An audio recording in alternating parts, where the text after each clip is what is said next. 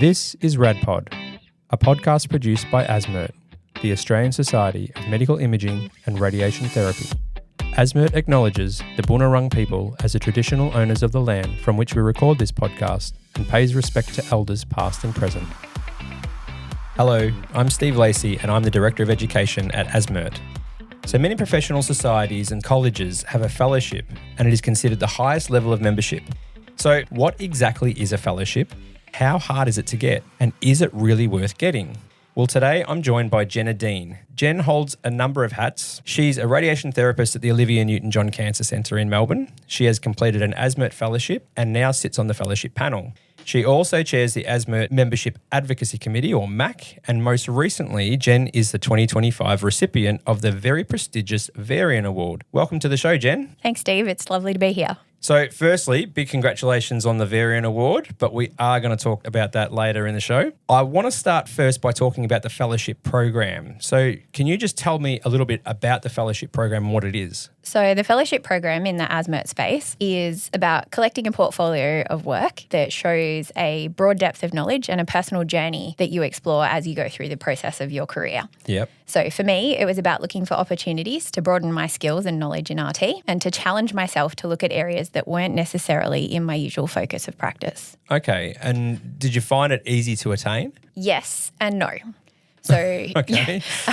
yes, if you are someone who is involved in research, has done additional degrees or courses and presents or writes papers, but it is set up to be a challenge and does require you to complete quite a lot of work to get there. Okay. So what are the different ways that you can kind of do it? There are lots of different ways to do it, which is great because it supports members across all of the disciplines to be able to obtain this membership level. It's not just a case of ticking boxes. There are a couple of items that you must have in an application for your fellowship. But for a lot of the points accrual, it can be a bit of a choose your own adventure based on how you would like to accrue the points. So it does work on a points-based system. You need to collect a certain amount of points to be able to apply. You can't double dip with things. So if you do a presentation and a publication on the same topic, you can only use one or the other. Okay. And it takes time, which can be hard in some parts, but it also gives you an opportunity to have a look at what you plan to put together and some time to actually accrue it all so you don't have to do it all at once. So let's talk about the types of things that do award points. What types of things will award points and how many points can you allocate to each thing? That's a great question, Steve. So there are lots of different ways to accrue points in each item, and it's allocated based on how difficult it is perceived to be to achieve them. Okay. So publications, presentations, posters, higher degrees all have point values allocated to them, as do workshops or fellowship assignments. Now, you need to plan a little in advance as you need to consider the implications of things like co-authored papers and presentations, as you can only consider your contribution when you are adding items to your application.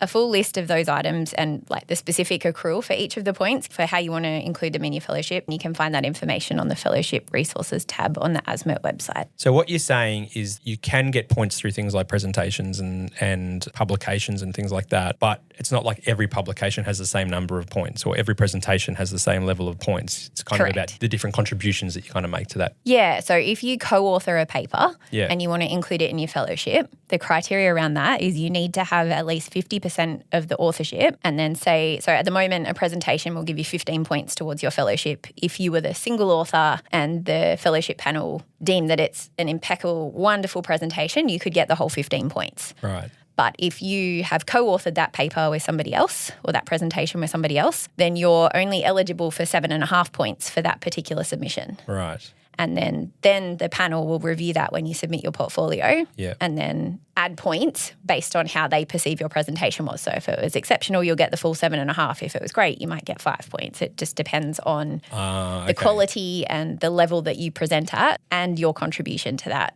Which is then what you can claim for on your fellowship application. Right. Okay, I get that it's the highest grade of membership, but I can imagine that there's some listeners out there that are thinking, well, why go to the trouble? Why would I want to do this? What can you say to them? The main thing that we do focus on as part of a fellowship is that it's a personal journey. So it's about what's in it for you. For me and for I guess in the guideline space, it's a really good part of reflective practice. So it's an opportunity to look at things that you've done and go back and be like, oh, okay, what value did this add to the profession? What has somebody else learnt because of what I've done with this? What would I do differently if I was to look at something like this again? It's a great way to put a practical use on your quality improvement or research skills. If you want to present at a conference or publish a paper, then you use your quality improvement skills or your research skills and you will build those, put it all together, and you can work on these things prospectively, or you can actually accumulate points on retrospective things that you've done. And then it's a really good opportunity to learn new skills in that space as well. So say you're quite junior in your career journey and you want to get into research, then you pick a question and you go through it and you go through the process and you pick up the skills and then you present it at ASMIRT. And you could actually use that as part of your fellowship as long as it's within that 5-year window that you've got to accumulate points. Okay. So tell us about your journey, Jen. Why did you want to do a fellowship?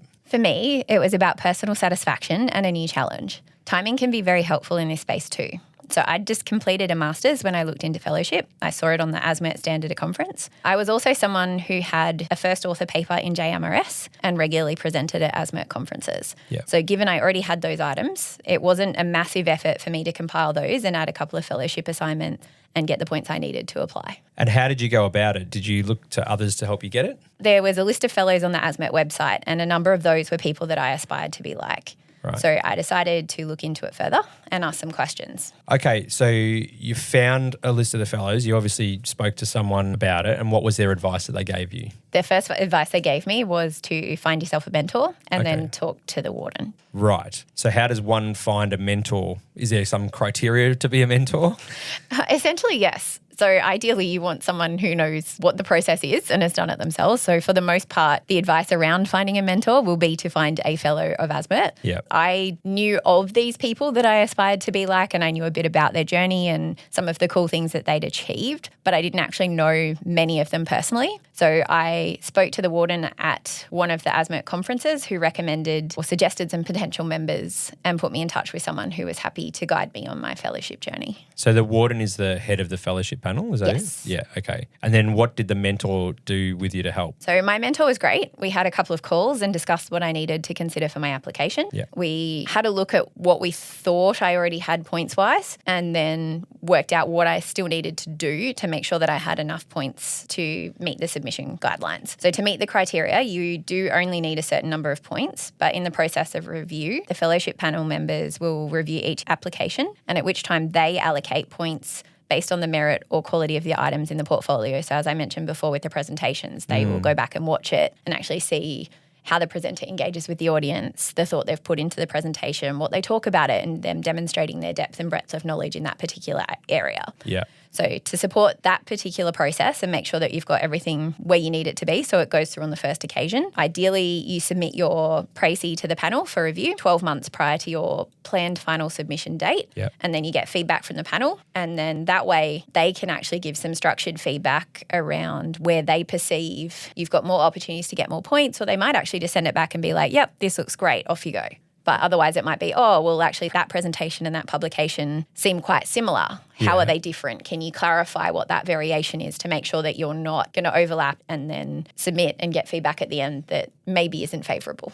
Do they ask you this in an interview or do you just get written feedback from them and then you have to almost resubmit something? Can be a bit of both. Depending on your mentor's knowledge of the process, that can help. And then, the warden will either give you a call or send you some written feedback if you have questions. Certainly in my own experience, the warden or one of the fellowship panel members has always been very open to a call. You can have a chat, make sure that the feedback is clear and that there's a really easy to follow direction around what needs to be done to make sure, because it might, perception-wise, it might come across that people are sort of, trying to make it a hard gate to cross. But at the end of the day, the fellowship panel actually really want to see more fellows in ASMIRT.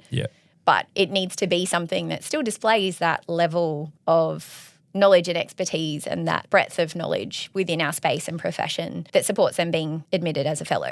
So there's still that level of prestigiousness that ASMIRT has, that standard of quality that they're after. So as far as the panel is concerned, you obviously now sit on the panel because you are a fellow. Yes. What are some of the types of things that you discuss? So talk about potential applicants. We talk about, like, if we get a précis to review, then we'll actually meet and have a discussion about that and make sure everyone's on the same page and has looked at all the information. And again, we've got some clear feedback for the applicant and their mentor to work through if they need to. Yep. We look at the guidelines quite regularly and make sure that they are relevant and up to date. We're going through the process at the moment where we're looking for opportunities to update it and align them a little bit more with current practice and processes. We know that the scope and the space in which we conduct research, or that we do presentations in the workplace, or we do quality improvement projects, it's not a solo space. So it's trying to make sure that we keep things relevant for practice without taking away the work and effort of those who have come before us in that fellowship journey. Yeah, good. So you've done the fellowship, you've gone through that process. Now you're trying to look at ways of aspiring others to do the same. So if you had your time again to do the fellowship, what would you do the same? What would you do differently? Oh, okay. That's another good question.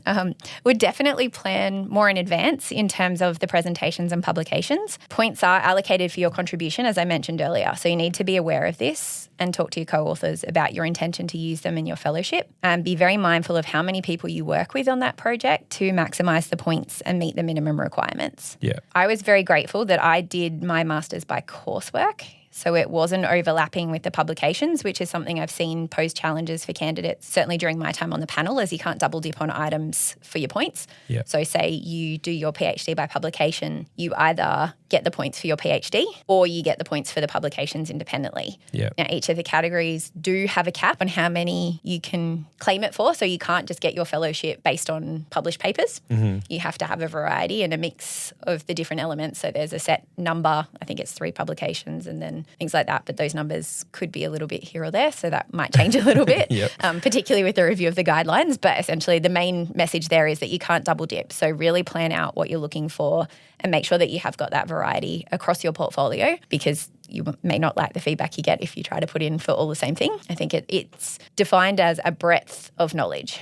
So making sure that you do have a wide variety and the things that you put in can be really helpful. With that all in mind, I absolutely would do it again, because receiving my fellowship is still one of my proudest moments as an RT.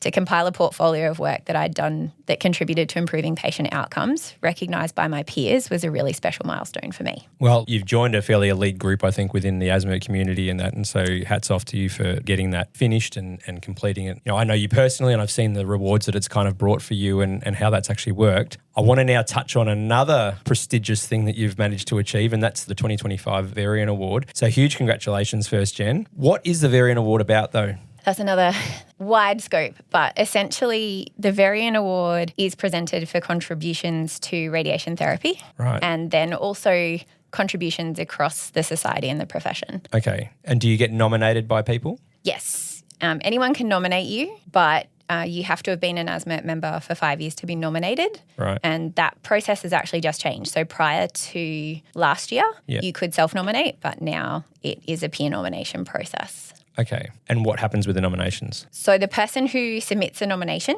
has a set of criteria that they need to address as part of that application. They would need to define why they've put you forward in that nomination. So some of the categories look at strength and excellence in RT, promotion of radiation therapy, encouraging professional development, cultivating teamwork and leadership, maintaining high principles of practice and proficiency in our profession. Okay. All right. So now's the time to talk you up. Why were you nominated? Okay. This is the tricky bit. So I'm not sure I'd consider the things that I do overall particularly special. I just roll along and do my thing. Yep. I contribute where I can and do the things that I enjoy. So for me, that's the networking, that's the people side of stuff, that's the promotion of radiation therapy. I get to contribute in the ASMIRT space through the Membership Advocacy Committee, through the Fellowship Panel, through the BIC branch and the Continuing Education Committee.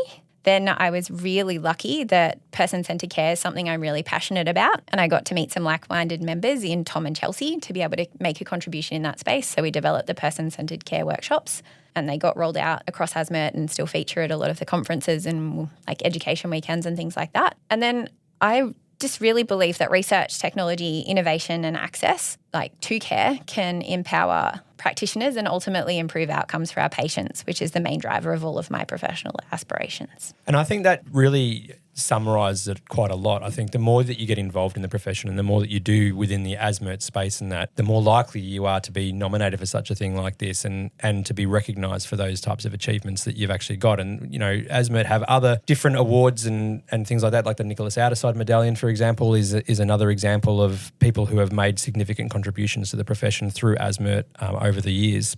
Now that you've got the Varian Award, did you just have to go on stage at the ASMIRT conference just to get a certificate? Is that all you had to do? No. If only it was that easy.